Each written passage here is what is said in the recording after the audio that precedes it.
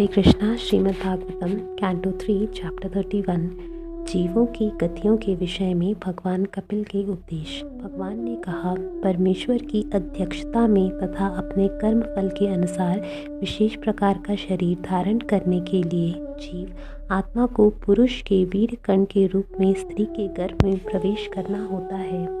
पहली रात में शुक्राणु तथा रज मिलते हैं और 5वीं रात में यह मिश्रण बुलबुली का रूप धारण कर लेता है। 10वीं रात्रि को यह बढ़कर पेट जैसा हो जाता है और उसके बाद धीरे धीरे यह मांस के पिंड या अंडे में परिवर्तित हो जाता है। 1 महीने के भीतर सिर बन जाता है और 2 महीने के अंत में हाथ, पांव तथा अन्य अंग आकार पाते हैं। 30वें मास के अंत तक नाखून, उंगलियां, अंगूठे, रोएं, हड्डियां तथा चमड़ी प्रकट हो आती है और इसी तरह जनेंद्र तथा आँखें, नथने, कान, मुंह तथा गुदा जैसे छिद्र भी प्रकट होते हैं। गर्भधारण के 4 महीने के भीतर शरीर के 7 मुख्य अवयव उत्पन्न हो जाते हैं। इनके नाम हैं रस, रक्त, मांस, चर्बी, हड्डी, मज्जा तथा वीर्य। 5 महीने में भूख तथा प्यास लगने लगती है और 6 मास के अंत में झिल्ली के भीतर बंद गर्भ उदर के दाहिने भाग में चलने लगता है। माता द्वारा ग्रहण किए गए भोजन तथा जल से पोषण प्राप्त करके भ्रूण बढ़ता है और मलमूत्र में घृणित स्थान में जो सभी प्रकार के कीटाणुओं के उपजने का स्थान है रहा आता है। उदर में भूखे कीड़ों द्वारा शरीर भर में बारंबार काटे जाने पर शिशु को अपनी सुकुमारता के कारण अत्यधिक पीड़ा होती है। यह भयावह स्थिति के कारण वह क्षण क्षण अचेत होता रहता है। माता के खाए कड़वे, तीखे, अत्यधिक नमकीन या खट्टे भोजन के कारण शिशु के शरीर में निरंतर पीड़ा रहती है जो प्रायः असह्य होती है। झिल्ली से लिपटा और बाहर से आंतों द्वारा ढका हुआ शिशु उदर में एक ओर पड़ा रहता है। उसका सिर उसके पेट की ओर मुड़ा हुआ रहता है और उसकी कमर तथा गर्दन धनुष आकार में मुड़े रहते हैं। इस तरह शिशु पिंजड़े में एक पक्षी के समान बिना हिले डुले रह रहा होता है। उस समय यदि शिशु भाग्यवान हुआ तो उसे विगत 100 जन्मों के कष्ट स्मरण हो जाते हैं और वह दुख से आहें भरता है। भला ऐसी दशा से मन शांति कैसे संभव है। इस प्रकार गर्भाधान के पश्चात 7वें मास से चेतना विकसित होती है, पर यह शिशु उन हवाओं के द्वारा चलायमान रहता है जो भ्रूण को प्रसव के कुछ सप्ताह पूर्व से दबाती रहती है। वह उसी पेट की गंदगी से उत्पन्न कीड़ों के समान एक स्थान में नहीं रह सकता। इस भयभीत अवस्था में भौतिक अवयवों के 7 आवरणों से बंधा हुआ जीव हाथ जोड़कर भगवान से याचना करता है जिन्होंने उसे इस स्थिति में ला रखा है।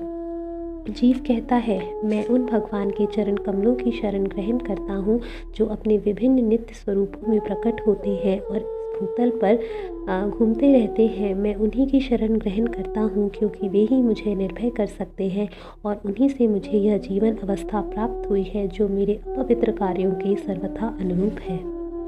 मैं विशुद्ध आत्मा अपने कर्म के द्वारा बंधा हुआ माया की व्यवस्था वश इस समय अपनी माता के गर्भ में पड़ा हुआ हूँ। मैं उन भगवान को नमस्कार करता हूँ जो यहाँ मेरे साथ हैं किंतु जो अप्रभावित हैं और अपरिवर्तनशील हैं। वे असीम हैं किंतु संतप्त हृदय में देखे जाते हैं। मैं उन्हें सादर नमस्कार करता हूँ। मैं अपने इस पंचभूतों से निर्मित भौतिक शरीर में होने के कारण परमेश्वर से विलग हो गया हूँ। फलतः मेरे गुणों तथा इंद्रियों का दुरुपयोग हो रहा है। यद्यपि मैं मूलतः आध्यात्मिक हूँ, क्योंकि ऐसे भौतिक शरीर से रहित होने के कारण भगवान प्रकृति तथा जीव से परे हैं और चूँकि उनके आध्यात्मिक गुण महिमामय हैं, अतः मैं उन्हें नमस्कार करता हूँ।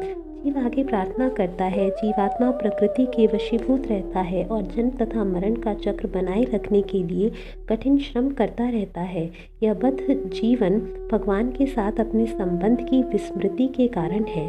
अतः बिना भगवान की कृपा के कोई भगवान की दिव्य प्रेमा भक्ति में पुनः इस प्रकार संलग्न हो सकता है। भगवान ने आंशिक स्वरूप अंतर्यामी परमात्मा के अतिरिक्त और कौन समस्त चर तथा अचर वस्तुओं का निर्देशन कर रहा है। वे काल की इन तीनों अवस्थाओं भूत, वर्तमान तथा भविष्य में उपस्थित रहते हैं। अतः बद्ध जीव उनके ही आदेश से विभिन्न कर्मों में रत है और इस बद्ध जीवन के तीनों तापों से मुक्त होने के लिए हमें उनकी ही शरण ग्रहण करनी होगी। अपनी माता के उदर में रक्त, मल तथा मूत्र के कूप में गिरकर और अपनी माँ की जठराग्नि से दग्ध देहधारी जीव बाहर निकलने की व्यग्रता में महीनों की गिनती करता रहता है और प्रार्थना करता है, हे भगवान, यह अभागा जीव कब इस कारागार से मुक्त हो पाएगा। हे भगवान, आपकी अहेतुकी कृपा से मुझ में चेतना आई, यद्यपि मैं अभी केवल 10 मास का हूँ। पतित आत्माओं के मित्र भगवान की इस अहेतुकी कृपा के लिए कृतज्ञता प्रकट करने के हेतु मेरे पास हाथ जोड़कर प्रार्थना करने के अतिरिक्त है ही क्या।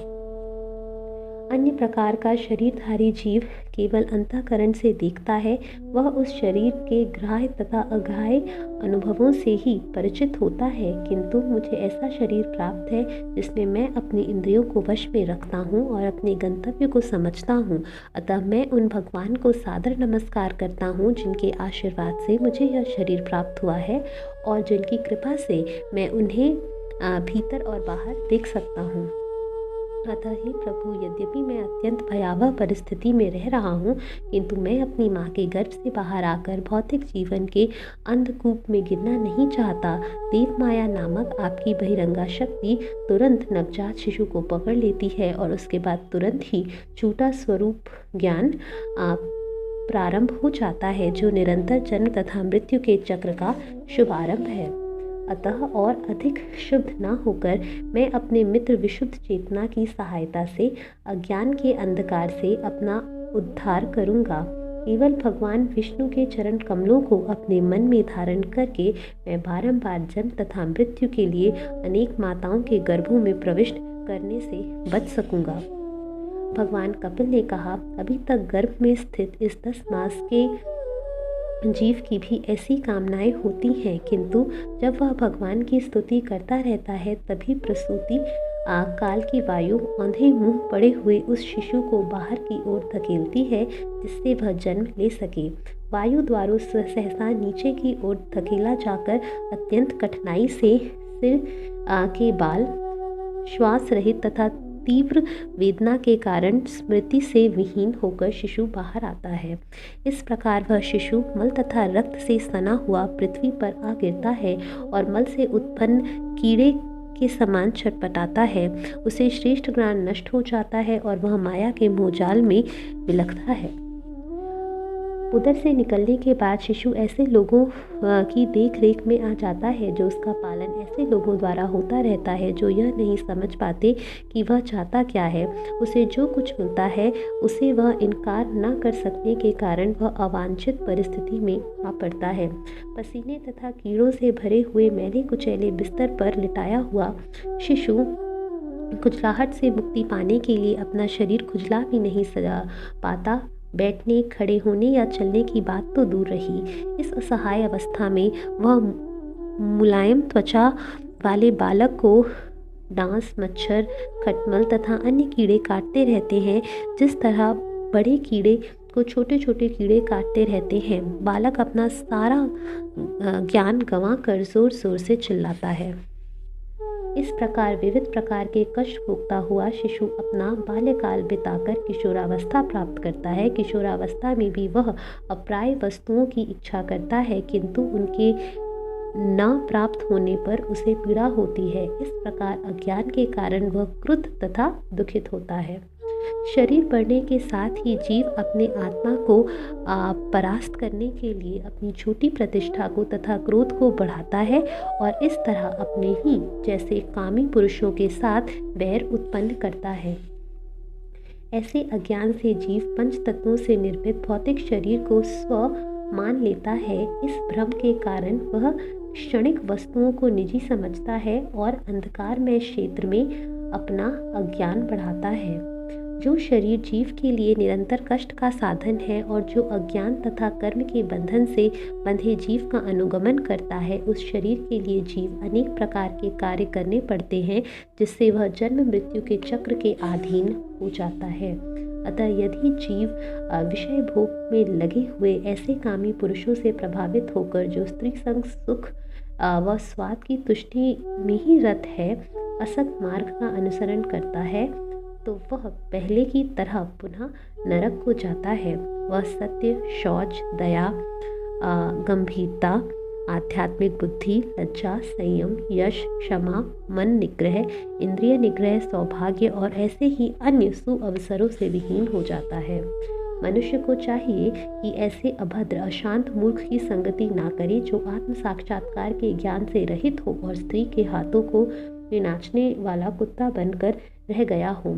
अन्य किसी वस्तु के प्रति आसक्ति से उत्पन्न मुग्धता तथा बंधन उतने पूर्ण नहीं होते जितने कि किसी स्त्री के प्रति आसक्ति से या उन व्यक्तियों के साथ से जो स्त्रियों के कामी रहते हैं। ब्रह्मा अपनी पुत्री को देखकर उसके रूप पर मोहित हो गए और जब उनसे मृगी का रूप धारण कर लिया तो वे मृग रूप में निर्लज्जता पूर्वक उसका पीछा करने लगे। ब्रह्मा द्वारा उत्पन्न समस्त जीवों अर्थात मनुष्य, देवता तथा पशु में से ऋषि नारायण के अतिरिक्त अन्य कोई ऐसा नहीं है जो स्त्री रूपी माया के आकर्षण के प्रति निश्चेष्ट ना हो। तनिक स्त्री रूपी मेरी माया की अपार शक्ति को समझने का प्रयत्न तो करो, जो मात्र अपनी भौहों की गति से संसार के बड़े से बड़े विजेताओं को भी अपनी मुट्ठी में रखती है।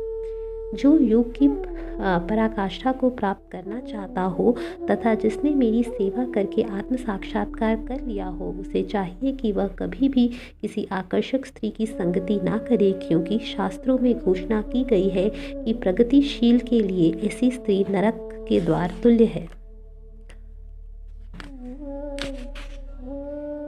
भगवान द्वारा उत्पन्न स्त्री माया स्वरूपा है और जो ऐसी माया की सेवाएं स्वीकार करके उसकी संगति करता है, उसे यह भली भांति समझ लेना चाहिए कि यह घास से ढके हुए अंधे कुएं के समान उसकी मृत्यु का मार्ग है। पूर्व जीवन में स्त्री आसक्ति के कारण जीव स्त्री का रूप प्राप्त करता है। मूर्खतावश माया को अपना पति मानकर उसे ही संपत्ति, संतान, सम्मान, घर तथा अन्य भौतिक साथ समाज देने वाला समझता है। अतएव स्त्री को अपने पति, घर बार और अपने बच्चों को उसकी मृत्यु के लिए भगवान की बहिरंगा शक्ति की व्यवस्था के रूप में मानना चाहिए, ठीक उसी तरह जैसे शिकारी की मधुर तान हिरन के लिए मृत्यु होती है। विशेष प्रकार का शरीर होने के कारण भौतिकतावादी जीव अपने कर्मों के अनुसार एक लोक से दूसरे लोक में भटकता रहता है। इसी प्रकार वह अपने आप को सकाम कर्मों में लगा लेता है और निरंतर फल का भोग करता रहता है। इस प्रकार सकाम कर्मों के अनुसार जीवात्मा को मन तथा इंद्रियों से युक्त उपयुक्त शरीर प्राप्त होता है। जब किसी कर्म का फल चूक जाता है तो इस अंत को मृत्यु कहते हैं, और जब कोई फल प्रारंभ होता है तो उस शुभारंभ को जन्म कहते हैं। जब दृष्टि तंत्रिका के प्रभावित होने से आंखें रंग या रूप को देखने की शक्ति खो देती है तो चक्षु इंद्रिय मृत प्राय हो जाती है। तब आंख तथा दृष्टि का दृष्टा जीव अपनी देखने की शक्ति खो देता है। इसी प्रकार जब भौतिक शरीर जो वस्तुओं की अनुभूति का स्थल है अनुभव करना बंद कर देता है तो इस अयोग्यता को मृत्यु कहते हैं। जब मनुष्य शरीर को स्व मानने लगता है तो इसे जन्म कहते हैं। अतः मनुष्य को न मृत्यु को भयभीत होकर देखना चाहिए, न शरीर को आत्मा मानना चाहिए, न ही जीवन की आवश्यकताओं के शारीरिक भोग को बढ़ा चढ़ा कर समझना चाहिए। जीव की असली प्रकृति को समझते हुए मनुष्य को आसक्ति से रहित होकर उद्देश्य में दृढ़ होकर संसार में विचरण करना चाहिए। सही दृष्टि से युक्त तथा भक्ति से पुष्ट होकर एवं भौतिक पहचान के प्रति निराशावादी दृष्टिकोण से समन्वित होकर मनुष्य को तर्क द्वारा अपना शरीर इस मायामय संसार को गिरवी कर देना चाहिए। इस तरह वह इस जगत से अपना संबंध छुड़ा सकता है। हरे कृष्णा।